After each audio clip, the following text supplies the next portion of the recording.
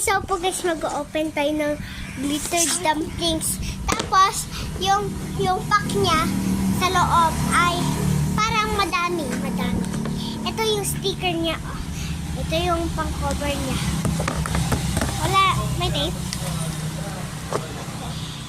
Ay, glitter dumpling.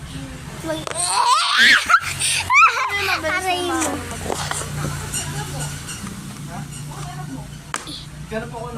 Lig. Nika. So cute. Glitter dumpling. Glitter dumpling. Oh my God. Di ba madami kang dumpling? Asan yung ibang dumpling mo? Naputok yung isa. Kasi dalawa. Ando sa taas. Markabok na. Glitter dumpling. Glitter dumpling. So bye guys.